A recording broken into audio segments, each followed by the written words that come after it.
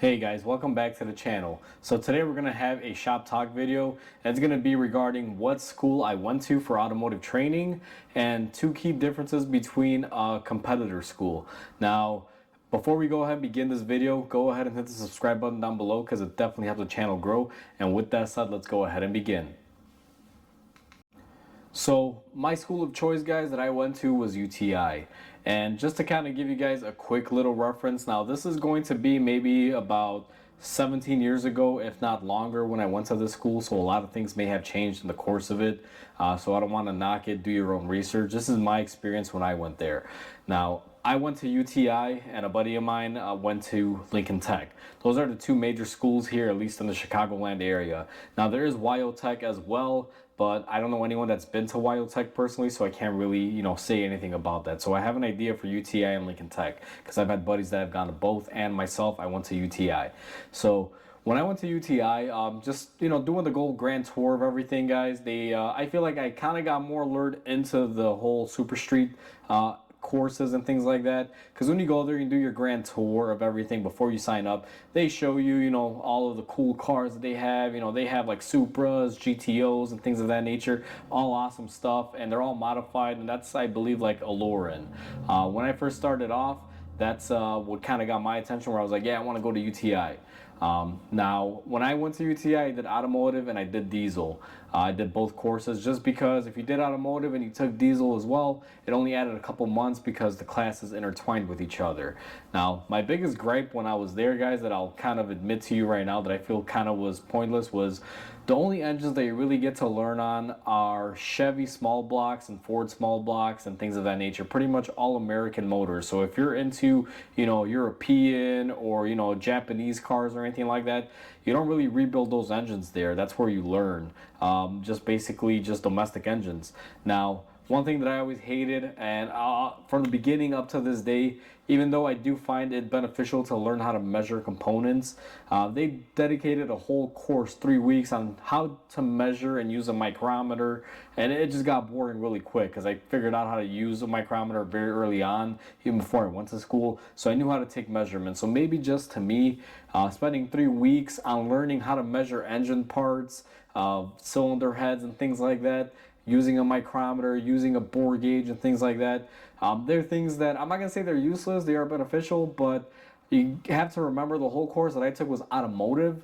It wasn't engine rebuilding. So they should have brushed on that subject, but not really spent 3 weeks on it, at least in my opinion. Because if I was going to be an engine builder in an engine building school, I would expect them to take 3 weeks on just how to learn a micrometer setup. But spend a whole 3 weeks, one course on that is just, to me, was useless, guys. Just my opinion, because I knew I wasn't going to be an engine rebuilder. I wanted to become a tech. Now, aside from that, do I think schooling is bad for you? Not necessarily. There's a lot of things that I learned while I was in school, and then there was a lot of redundancy. I think the reason why they make it so redundant is basically to try to drill it into your head, the concept of things. Now, one thing that I will say before any of you choose to go to any automotive school, do your own research, but I'll say this: they don't teach you how to work on cars, guys. You get the general concept of how things work, and you can take that and apply it to cars and automotive. Because a lot of people, when I went to school with, and I even went to UTA with a buddy of mine, his whole idea was they're going to teach me how to work on cars.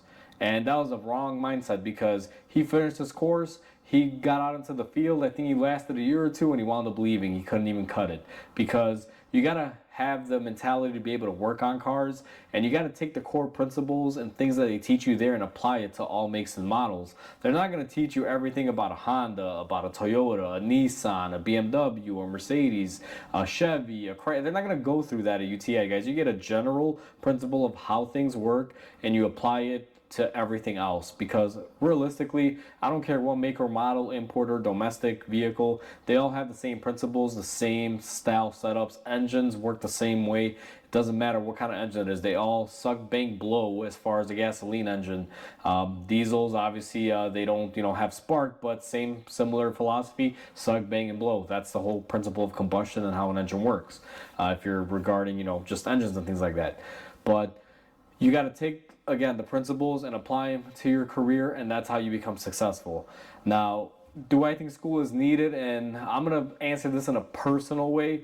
For me, going to UTI, I learned a lot of core values, a lot of principles. I learned a lot about electronics, which actually helped me out further in my career. Because if you don't know how to do electronics in this day and age, you're pretty much, you're in trouble. You're not gonna be able to get very far in the field because you got to be able to diagnose. A lot of things are electronic. So the mechanical ways of doing things are pretty much out the door now. Usually something is always electronic.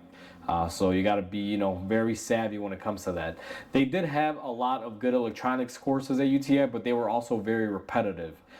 They pretty much had 3 or 4 courses that you kind of did the same thing over and over, just drilling it in our head. Realistically, would I say it was a bad experience? It wasn't. I enjoyed it. I got to learn concepts. It made me a better tech. But however, with me saying that, do you really need to go to school to become a tech? Realistically, not, guys. Because if you do this every day for a living, you can learn more doing it every day than going to school for it. I've been messing around with cars ever since I was young. My earliest memories of working on cars were with my dad when I was probably as young as 6 or 7 years old. Whether it was just helping him out with fixing brakes or holding a light or giving him tools, those are the earliest fondest memories that I have of working on cars. And ever since I was a kid, I always worked on cars. And I was old enough to wrench, when I started off in my teens, my first car, even my mom's car before I could even drive, I was wrenching on it. And that's just my mentality. That's how I started off. That's what I wanted to do and what I love to do. I've done things at 16 that most people haven't done in their 20s when they're starting off as a tech. I mean, I can't even, recommend or describe how many times I've taken an engine out of a car and rebuilt it and, braced it and burned it up and redone it. Like, it's been multiple times. When I was younger, I was into the whole tuner scene. So, I'd buy a Honda, I'd modify it, I'd race it, I'd break something or swap out the engine, do this, do that. I learned a lot more from doing that before I even went to school than I did in the actual schooling phases. So nothing can make up for experience. That's the one topic and the one thing that I really want to point out, that schooling is good. But the thing with nowadays with schooling, guys, it's expensive. It was expensive when I went there, and it's gotten more expensive now, I can imagine. So realistically, even though it's cheap compared to most traditional colleges, if you spend 30, 40 grand on automotive school and you wind up failing, not being a success out of it, it's kind of a waste of money. And like I said, my personal experience was my best friend. He went with me, and he wound up, not making it through. He finished the course. He was book smart, and he was able to apply it hands-on. But in the field, in a fast-paced action setting, he wasn't able to cut it. And now he's not even a mechanic anymore. I really don't want to say his business on what he's doing now. But either way, let's just say he's not a mechanic and leave it at that. But it takes a certain kind of person, guys. Schooling is not everything. Experience trumps schooling. But if you have both together, it definitely is helpful. Is it necessary to have school? Not really, especially with the way things are priced nowadays. And this is as far as me going to UTI, my personal experience. Now, between the two, there's UTI and Lincoln Tech. I have another buddy of mine that went to Lincoln Tech.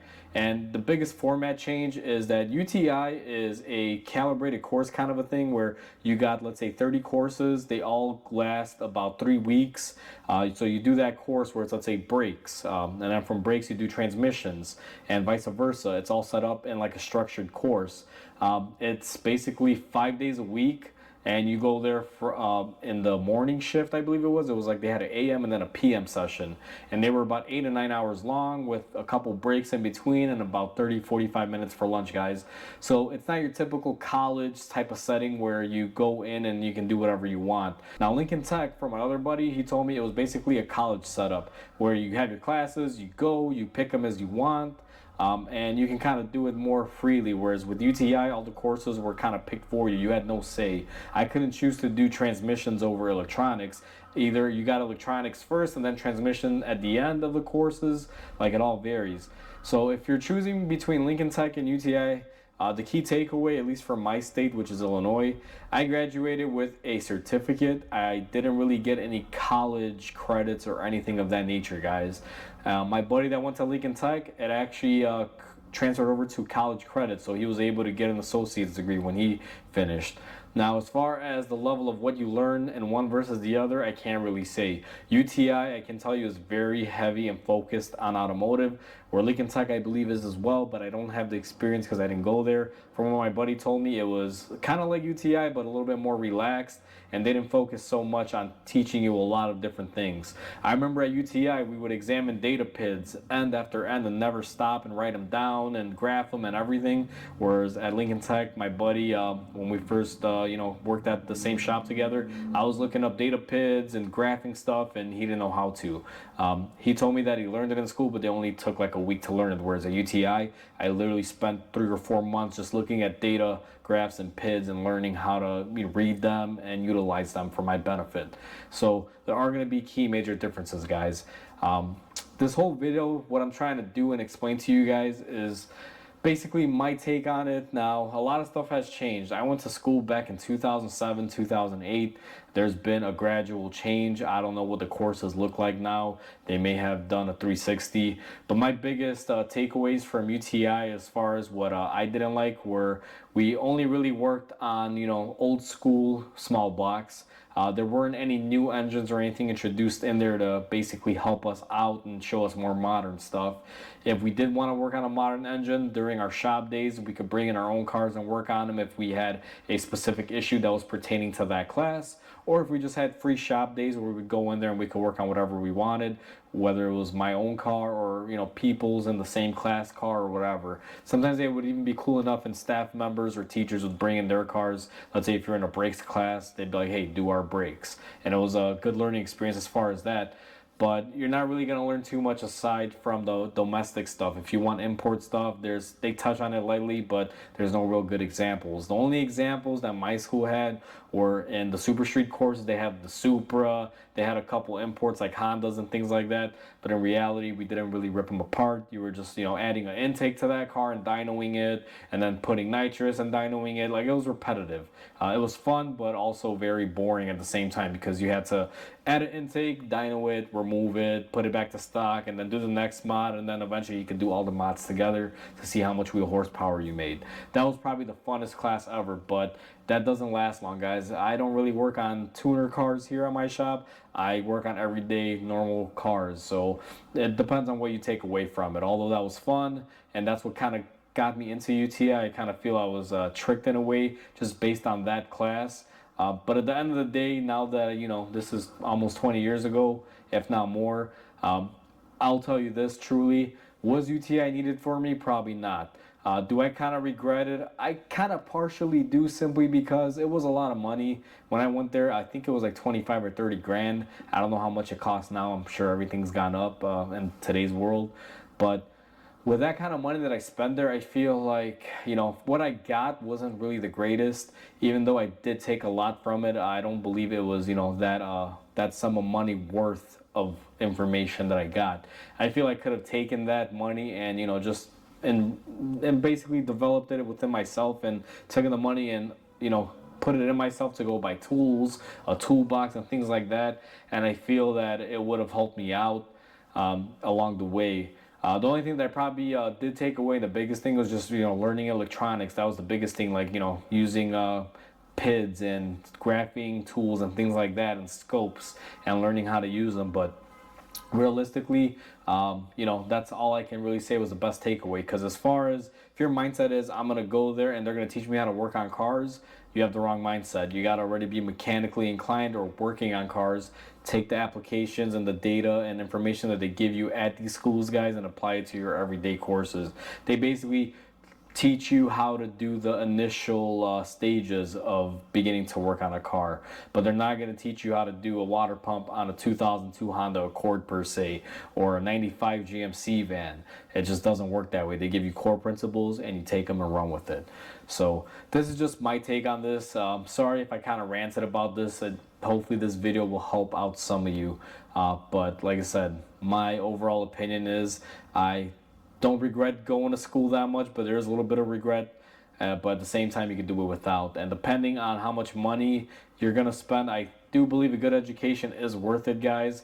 But nowadays, it's getting so expensive to the point where I would almost tell someone, better take that 30, 40, 50 grand, invest it in yourself as far as tools and everything if you are going to be doing this for the long haul. And that's a whole other video, guys. You got to have your right mindset when you do this. Once you get in this field, it's not cheap. You don't want to start off, invest 50, 60 grand, and then decide it's not for you, or realize that you don't know what you're doing and you don't want to do this anymore, because you'll wind up losing a lot of money doing it that way. So if you're going to be doing this, you make sure you invest and you commit yourself to it. It's not something that you can just run away from right away, because you will wind up losing a lot. So hopefully this video helps you guys out. Please comment, like, and subscribe. It definitely helps the channel grow. And with that said, I'll catch you guys in the next video, whether it's a shop talk or repair. Just depends on which one's out next. So until then, hope you guys have a wonderful day.